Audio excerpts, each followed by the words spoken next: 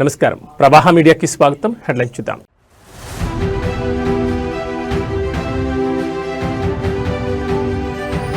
CM చంద్రబాబుకు big relief. Fibre net case కొట్టివేస్తూ ACB court ఆదేశాలు.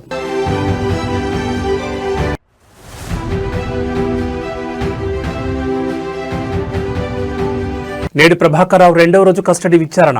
హార్డ్ డిస్క్ ధ్వంసంపై నేడు మరోసారి ప్రశ్నించనున్న సిట్.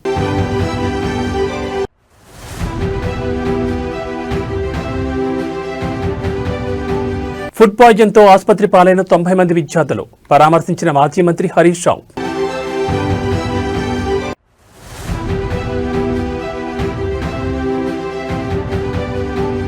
మెస్సీ కోల్కతా టూర్లో గందరగోళం. స్టేడియంలోకి బాటిల్స్ విసిరి ఫ్యాన్స్ రచ్చరచ్చ.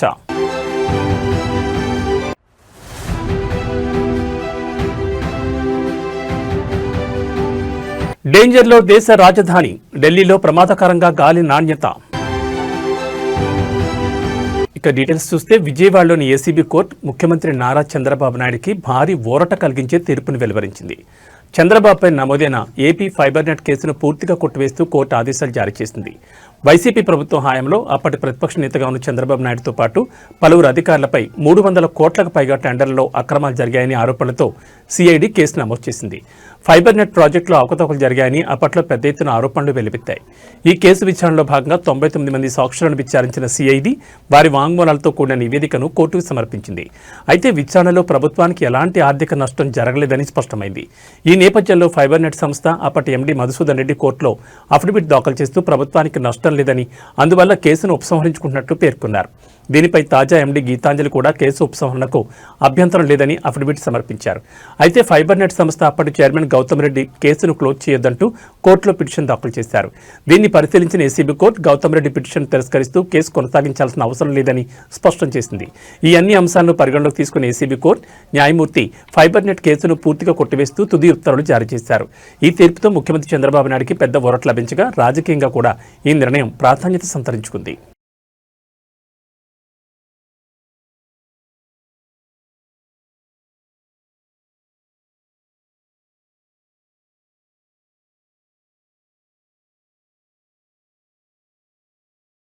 ఫోన్ ట్యాపింగ్ కేసులో ప్రధాన నిందితుడు ఎస్ఐబి మాజీ చీఫ్ టి ప్రభాకర్ రావును రెండవ రోజు సిట్ విచారణ చేస్తోంది. నిన్న శుక్రవారం రాత్రి వరకు 6.5 గంటల పాటు సిట్ ప్రభాకర్ రావును విచారించింది. రాత్రి ప్రభాకర్ రావు జూబ్లీహిల్స్ పోలీస్ స్టేషన్లో నిద్రించారు. శనివారం విచారణ కొనసాగిస్తున్నారు. ప్రభాకర్ రావును వారం రోజుల పాటు పోలీస్ కస్టడీకి సుప్రీంకోర్టు అనుమతించింది. వారం పాటు ప్రభాకర్ రావుకు పోలీస్ స్టేషన్లోనే ఉండేలా వసతికి ఏర్పాట్లు చేశారు. తొలి రోజు విచారణలో ప్రభాకర్ రావును 5 ఐక్లౌడ్ 5 జీమెయిల్ ఖాతాల్లోని డేటా రికవరీలపై సిట్ అధికారులు ప్రశ్నించారు. 4 ఖాతాల డేటాపై ఫోరెన్సిక్ నివేదిక ఆధారంగా ప్రశ్నిస్తున్నారు. తన వ్యక్తిగత సమాచారం మాత్రమే తాను డివైస్ చేసి నుంచి తొలగించానని ప్రభాకర్ రావు సిట్ అధికారులకు చెప్పడం విశేషం.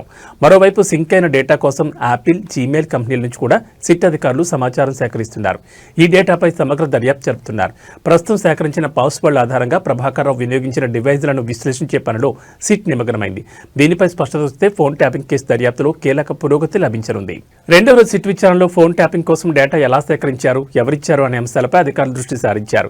ఎలాంటి పరికరాలు వాడి ట్యాపింగ్ పాల్పడ్డారు, ఇలాంటి కీలక అంశాలన్నింటిపై సిట్ అధికారులు ఆరా తీస్తున్నారు.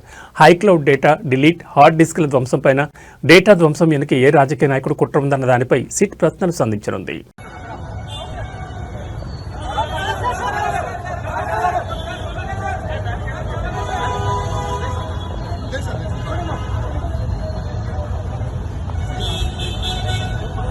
మెస్సీతో ఫుట్బాల్ ఆడేందుకు కోట్లు ఖర్చు చేస్తున్న ముఖ్యమంత్రి రేవంత్ రెడ్డి హాస్టల్ పిల్లలకు మాత్రం తిండి పెట్టడం లేదని మాజీ మంత్రి హరీష్ రావు విమర్శించారు.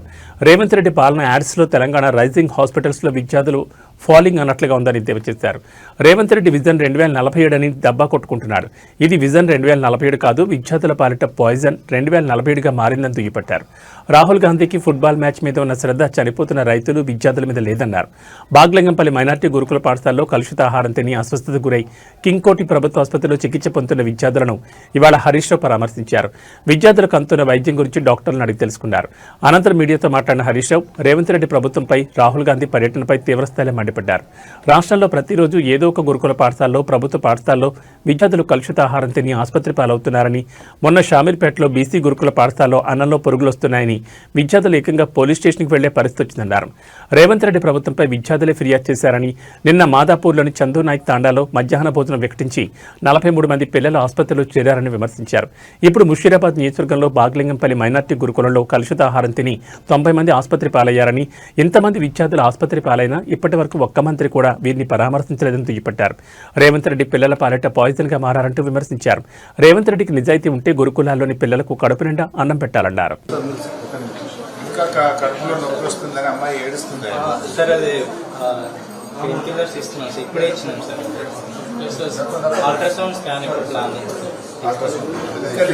నిన్న 12 గంటలకు వస్తే ఇప్పటిదాకా అల్ట్రాసౌండ్ చేయకపోతే ఏం చేస్తుంది?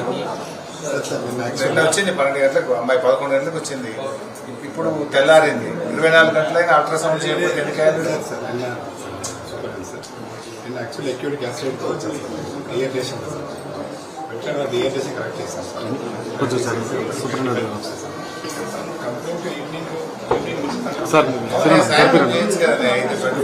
సర్వీసే కదా, సూపర్ స్పెషాలిటీ హాస్పిటల్. అమ్మాయి దాంట్లో ఏడుస్తుంటే కడుపు పట్టుకొని ఏడుస్తుంటే మీరు రేవంత్ రెడ్డి ఏమో విజన్ 2047 అని డబ్బా కొట్టుకుంటుండు, సంకలు గుద్దుకుంటుండు. ఇది విజన్ 2047 కాదు, పాయిజన్ 2047 అయిపోయింది. ఇది విజన్ 2047 కాదు, పాయిజన్ 2047. ఎందుకంటే ప్రతిరోజు రాష్ట్రంలో ఏదో ఒక మూలల కలుషిత ఆహారంతో మంచాల మీద పడ్డ పిల్లలే కనబడతా ఉన్నారు. పాయిజన్ తో ఇవాళ పిల్లలు ఆసుపత్రుల పాలవుతున్నారు. ఇప్పుడు గౌరవ ఎమ్మెల్యేలు, నేను కొంతమందిని పరామర్శిస్తే మంచిగా అయినాక మరి ఏడిపోతావు బిడ్డ అంటే, నేను పోను హాస్టల్కి పోను ఇంటికే పోతా అంటారు పిల్లలు. నేను ఇంటికే పోతా, ఇక పోను గవర్నమెంట్ హాస్టల్కు అని పిల్లలు. మొన్న రాత్రి కలుషిత ఆహారం తిని బాగ్లింగంపల్లి గురుకుల పాఠశాల పిల్లలు 90 మంది ఇవాళ ఆసుపత్రుల పాలైపోయింది. 90 మంది పిల్లలు ఆసుపత్రుల పాలైతే ఈ రాష్ట్రంలో ఒక్క మంత్రికి కానీ, ఈ ముఖ్యమంత్రికి కనీసం చీమ కుట్టినట్లేదు. ఒక్కరు కూడా వచ్చి పరామర్శించింది లేదు ఇప్పటిదాకా. They are busy. ఫుట్బాల్ ఆడడంలో ముఖ్యమంత్రి, మంత్రులు బిజీ ఉన్నారు. పిల్లలు దవాఖాన్ల పాలైతే ఈ గవర్నమెంట్కు చీమ కుట్టినట్లేదు. 5 కోట్లు పెట్టి ఫుట్బాల్ నేర్చుకోవడానికి 5 కోట్ల గవర్నమెంట్ డబ్బులు పెట్టి రేవంత్ రెడ్డి ఫుట్బాల్ స్టేడియం కట్టుకున్నాడు. ఆయన ఎవడో మెస్సీ. ఆ మెస్సీ వస్తాడట. మెస్సీతో ఫుట్బాల్ ఆడడానికి హైదరాబాద్ నగరం నడిపొట్టున ఒకే రోజు 66 మంది విద్యార్థులు కలుషితాహారం తిని అస్వస్థతకు గురయ్యారు. బాగ్లింగంపల్లిలోని తెలంగాణ మైనార్టీ గురుకుల బాలికల పాఠశాలలో గురువారం రాత్రి పాడైపోయిన పెరుగును ఆహారంలో ఇవ్వడంతో 22 మంది చిన్నారులు వాంతులు విరేచనాలతో తీవ్ర అస్వస్థతకు గురయ్యారు. మాదాపూర్ పరిధిలోని చంద్రనాయక్ తాండా ప్రాథమిక పాఠశాలలో కలుషితమైన పాయసం తిని 44 మంది విద్యార్థులు దవాఖానా పాలయ్యారు. అన్ని వసతులు అందుబాటులో ఉండాల్సిన మహానగరంలోని ఒకే రోజు 66 మంది విద్యార్థులు కలుషితాహారం బారిన పడ్డారు. విద్యార్థులకు కింగ్ కోటి, నీలోఫర్, కొండాపర్ దవాఖానాలు, రెయిన్బో హాస్పిటల్లో చికిత్స అందిస్తున్నారు. తమ పిల్లల ఆరోగ్య పరిస్థితి ఎలా ఉందోనని తల్లిదండ్రులు గురుకుల ప్రభుత్వ పాఠశాల దవాఖానాల చుట్టూ తిరిగి ఆందోళన చెందారు. చంద్రనాయక్ తాండా ప్రభుత్వ పాఠశాలలో మధ్యాహ్న భోజనం కలుషితం కావడంతో 44 మంది విద్యార్థులు తీవ్ర అస్వస్థతకు గురయ్యారు. శుక్రవారం మధ్యాహ్న భోజనంలో అన్నం, ఆలుగడ్డ కూర, పప్పు, పాయసం అందజేశారు. మధ్యాహ్నం 1:30 నుంచి విద్యార్థులు కడుపు నొప్పి, వాంతులతో అవస్థలు పడ్డారు. పాఠశాలలో మొత్తం 107 మంది విద్యార్థులు ఉండగా 44 మంది అస్వస్థతకు గురయ్యారు. ఉపాధ్యాయులు అంబులెన్స్ ద్వారా 38 మందిని కొండాపూర్ ఏరియా దవాఖానాకు తరలించారు. 6 పరిస్థితి ఆందోళనకరంగా ఉండడంతో నానక్రామ్గూడలోని రెయిన్బో దవాఖానాకు తరలించి చికిత్స అందించారు. మధ్యాహ్న భోజనంలో పాడైన పాయసం తినడం వల్లే అస్వస్థతకు గురైనట్టు తెలుస్తోంది. 44 మందికి విద్యార్థులు అస్వస్థతకు గురైన ఉపాధ్యాయులు తమకు సమాచారం ఇవ్వలేదని తల్లిదండ్రులు చెప్తున్నారు. సాయంత్రమైనా తమ పిల్లలు ఇంటికి రాకపోవడంతో 5 గంటలకు తల్లిదండ్రులు పాఠశాలకు వెళ్లి ఆరా తీశారు. అప్పుడు ఫుడ్ పాయిజన్ అయిందని దవాఖానాకు తరలించినట్టు తెలిపారని వాపోయారు. తమ పిల్లలు అస్వస్థతకు గురైన సమాచారం ఇవ్వకపోవడంతో ఉపాధ్యాయులపై ఆగ్రహం వ్యక్తం చేశారు. ఏదైనా జరగకూడదు జరిగినా ఇలానే వ్యవహరిస్తారా అంటూ మండిపడ్డారు.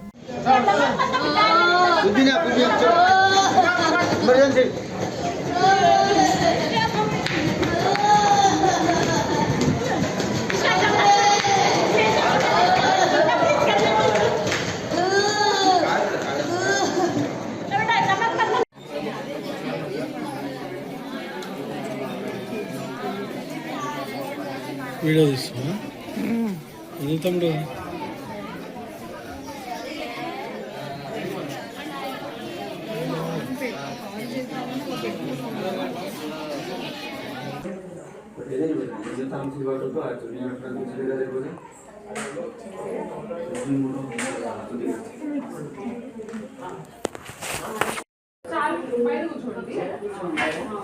Government sir Visakha RK beach కాళీమాత విగ్రహం నుంచి వైఎంసీఏ వరకు నిర్వహించిన బీచ్ వాక్ కార్యక్రమాన్ని సిఐటియు పూర్వ రాష్ట్ర కార్యదర్శి కామ్రేడ్ అజయ్ శర్మ ప్రారంభించారు. ఈ సందర్భంగా ఆయన మాట్లాడుతూ విశాఖలో ఈ నెల 31 నుండి జనవరి 4 వరకు జరిగే సిఐటియు 18వ అఖిల భారత మహాసభలను జయప్రదం చేయాలని కోరారు. మోడీ ప్రభుత్వం కార్మికుల హక్కులను కాలరాస్తుందని తెలిపారు. కార్మిక చట్టాలను రద్దు చేసి 4 లేబర్ కోడ్లను తెచ్చిందన్నారు. రానున్న రోజుల్లో కార్మికుల తరపున పెద్ద ఎత్తున పోరాటం చేయడానికి సిఐటియు సిద్ధంగా ఉందని చెప్పారు. లేబర్ కోడ్స్ ని రద్దు చేయాలని, స్టీల్ ప్లాంట్ అమ్మకాన్ని నిలుపుదల చేయాలని నినాదాలు చేశారు. సిఐటియు జిల్లా ప్రధాన కార్యదర్శి ఆర్కేఎస్వి కుమార్ ఆధ్వర్యంలో జరిగిన ఈ కార్యక్రమానికి పెద్ద ఎత్తున కార్మికులు హాజరయ్యారు.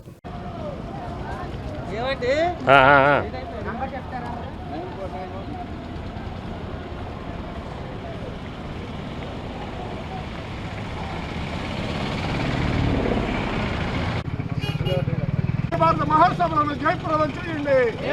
స్టీల్ ప్లాంట్ అమ్మకాన్ని ఆపాలి. స్టీల్ ప్లాంట్ అమ్మకాన్ని ఆపాలి. అఖిల భారత మహాసభలు జయప్రదం చేయండి.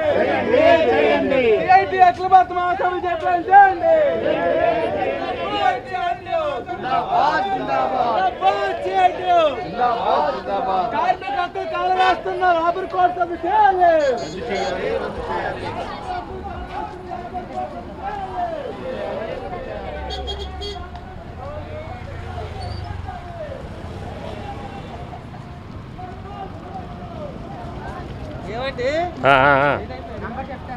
తిరువూరు టీడీపీ ఎమ్మెల్యే కొలికపూడి శ్రీనివాస్ మరోసారి వివాదానికి కేంద్ర బిందువుగా మారారు. సొంత పార్టీ నేతలు లక్ష్యంగా ఆయన చేస్తున్న వ్యాఖ్యలు, పెడుతున్న పోస్టులు రాజకీయంగా ప్రకంపనలు సృష్టిస్తున్నాయి. విజయవాడ ఎంపీ కేశినేని చిన్నిపై చేసిన ఆరోపణల వివాదం ఇంకా చల్లారకముందే ఆయన మరో కొత్త వివాదానికి తెరలేపారు. తాజాగా విస్తన్నపేట మండల టీడీపీ అధ్యక్షుడు రాయల సుబ్బారావును టార్గెట్ చేస్తూ కొలికపూడి పెట్టిన వాట్సాప్ స్టేటస్ దుమారం రేపుతోంది. నువ్వు దేనికి అధ్యక్షుడివి? పేకాట్ క్లబ్గా కొండపర్వ గట్టు దగ్గర డే అండ్ నైట్ మ్యాచ్ పేకాట్ కోసం ఆఫీస్ పెట్టావంటే నువ్వు నిజంగా రాయల్ అంటూ ఆయన తన స్టేటస్లో ఘాటుగా విమర్శించారు. రాయల సుబ్బారావు ఎంపీ కేశినేని చిన్ని వర్గానికి చెందిన వ్యక్తిగా ప్రచారం జరుగుతోంది. ఈ నేపథ్యంలోనే కొలికపూడి ఆయన లక్ష్యంగా చేసుకున్నట్టు తెలుస్తోంది. గతంలో ఎంపీ కేశినేని చిన్నిపై కొలికపూడి తీవ్ర ఆరోపణ చేసిన విషయం తెలిసిందే. తనకు ఎమ్మెల్యే టికెట్ ఇప్పించేందుకు చిన్ని డబ్బులు డిమాండ్ చేశారని, మాఫియాలను ప్రోత్సహిస్తున్నారని ఆరోపించారు. ఈ వ్యవహారంపై ముఖ్యమంత్రి చంద్రబాబు నాయుడు సీరియస్ కావడంతో పార్టీ క్రమశిక్షణ సంఘం విచారణ జరుపుతోంది. ఈ కమిటీ ముందు హాజరై కొలికపూడి వివరణ కూడా ఇచ్చారు. పాత వివాదంపై క్రమశిక్షణ కమిటీ ఇంకా ఎలాంటి నిర్ణయం తీసుకోకముందే కొలికపూడి మరోసారి సొంత పార్టీ నేతపై ఆరోపణలు చేయడం పార్టీ వర్గాల్లో చర్చనీయాంశంగా మారింది. ఈ కొత్త వివాదంపై టీడీపీ అధిష్టానం ఎలా స్పందిస్తుందోనన్న ఆసక్తి రాజకీయ వర్గాల్లో నెలకొంది.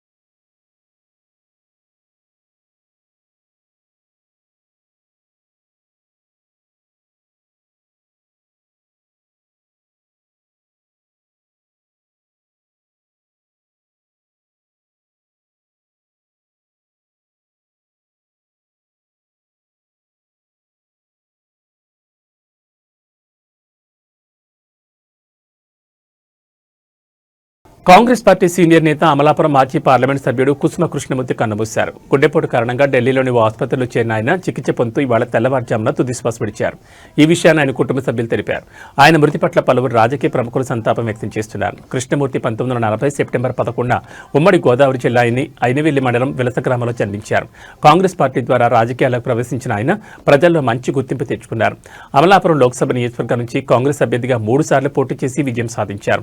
1990లో కేంద్ర పెట్రోలియం రసాయనాల మంత్రిత్వ శాఖలో సేవలందించారు. 1980-82 మధ్య కాలంలో షెడ్యూల్ కులాలు తెగల సంక్షేమ సంయుక్త కమిటీకి కన్వీనర్ గాను బాధ్యతలు నిర్వర్తించారు. దళిత వేదం అనే పుస్తకాన్ని కూడా ఆయన రచించారు. గత కొన్నేళ్లుగా ఆయన క్రియాశీల రాజకీయాలకు దూరంగా ఉంటున్నారు. మెస్సీ కోల్కతా పర్యటనలో గందరగోళం ఏర్పడింది. తన టూర్లో భాగంగా ఇవాళ ఉదయం మెస్సీ కోల్కతాలోని సాల్ట్ లేక్ స్టేడియంలో జరిగిన కార్యక్రమానికి హాజరయ్యారు. ఈ సందర్భంగా ఫ్రెండ్లీ మ్యాచ్ ఉంటుందని నిర్వాహకులు ప్రకటించారు. దీంతో మెస్సీ మ్యాచ్ చూసేందుకు భారీ సంఖ్యలో ఆయన అభిమానులు స్టేడియంకు చేరుకున్నారు. కానీ మెస్సీ అక్కడ ఎలాంటి మ్యాచ్ ఆడలేదు. కేవలం ప్రేక్షకులకు అభివాదం మాత్రమే చేశారు. దీంతో మెస్సీ మ్యాచ్ ఆడకుండా త్వరగా వెళ్లిపోవడం పట్ల నిర్వాహకుల తీరుపై ఫ్యాన్స్ ఆగ్రహం వ్యక్తం చేశారు. స్టేడియంలోకి కుర్చీలు, వాటర్ బాటిల్ విసిరేశారు. స్టేడియంలో సీట్లు ధ్వంసం చేసి ఫ్లెక్సీలు చింపేశారు. బారికేట్లు దాటుకుని చొచ్చుకెళ్లేందుకు ఫ్యాన్స్ ప్రయత్నించారు. దీంతో అక్కడ ఒక్కసారిగా గందరగోళం ఏర్పడింది. ఫ్యాన్స్ గొడవ చేయడంతో మెస్సీ టీం సొరంగం ద్వారా స్టేడియం నుంచి బయటకు వెళ్లిపోయింది. గందరగోళం నేపథ్యంలో ఫ్యాన్స్ ను అదుపు చేసేందుకు పోలీసులు ప్రయత్నిస్తున్నారు.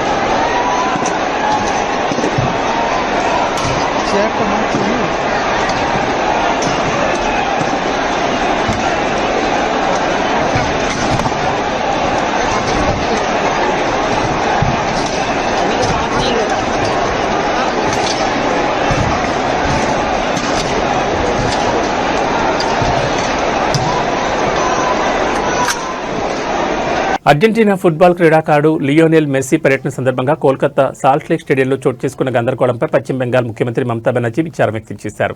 ఈ ఘటనకు సంబంధించి మెస్సీకి క్రీడాభిమానులకు ఆమె క్షమాపణలు తెలిపారు. దీనిపై విచారణ కమిటీని ఏర్పాటు చేస్తున్నట్లు ఆమె వెల్లడించారు. ఈ మేరకు ఆమె సామాజిక మాధ్యమం ఎక్స్ ద్వారా ఒక ప్రకటన చేశారు. మెస్సీతో కొందరు నాయకులు ఫోటోలు దిగుతూ సమయం వృధా చేశారని, అతను పూర్తి మ్యాచ్ ఆడకుండానే వెళ్లిపోయాడని, నిర్వాహకులు ఏర్పాట్లు సరిగా చేయలేదని ఆరోపిస్తూ అభిమానులు ఆగ్రహం వ్యక్తం చేశారు. టెంట్లు కూల్చివేసి కుర్చీలు ధ్వంసం చేశారు. స్టేడియంలోకి నీళ్ల సీసాలు విసిరి నిరసన తెలిపారు. ఈ నేపథ్యంలో మమతా బెనర్జీ స్పందించారు. మెస్సీ పర్యటన సందర్భంగా సాల్ట్ లేక్ స్టేడియంలో తలెత్తిన నిర్వహణ లోపాన్ని చూసి దిగ్భ్రాంతికి గురయ్యానని ఆమె పేర్కొన్నారు. మెస్సీని చూసేందుకు వచ్చిన వేలాది మంది క్రీడాభిమానులతో కలిసి తాను కూడా ఆ కార్యక్రమంలో పాల్గొనడానికి స్టేడియానికి బయలుదేరానని తెలిపారు. అయితే అక్కడ పరిస్థితిని చూసి తాను వెనుదిరిగానని ఆమె అన్నారు. స్టేడియంలో జరిగిన ఘటనకు ఆమె క్షమాపణలు కోరారు.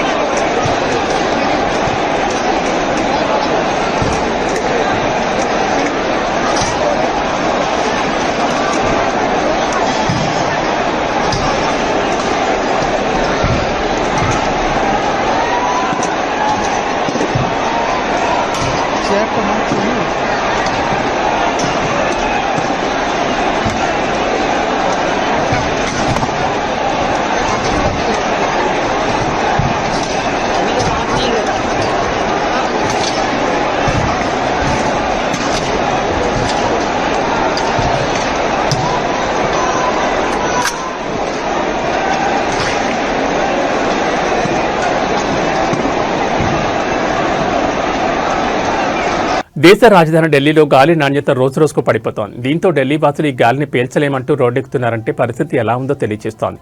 ఉదయం నుంచి సాయంత్రం ఎటు చూసినా పొగమంచు ఉండడంతో ఇబ్బందులు పడుతున్నారు. వాహనాల రాకపోకలకు సైతం తీవ్ర ఇబ్బందులు ఏర్పడ్డాయి. శనివారం ఉదయం దేశ రాజధాని ఢిల్లీలో గాలి నాణ్యత సూచిక AQI 397 చేరుకోవడంతో దట్టమైన పొగమంచు ఢిల్లీని ఆవరించింది. దాదాపు 21 ప్రాంతాల్లో గాలి నాణ్యత పడిపోయింది.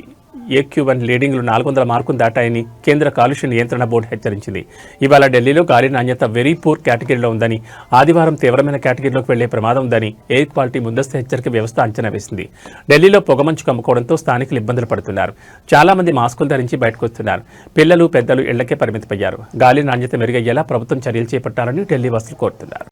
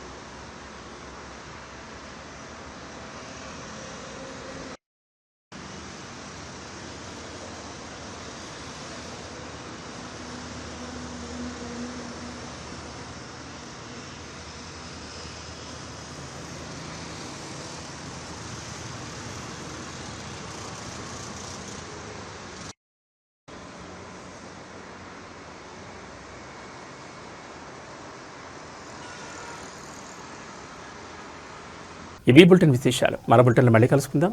నమస్కారం.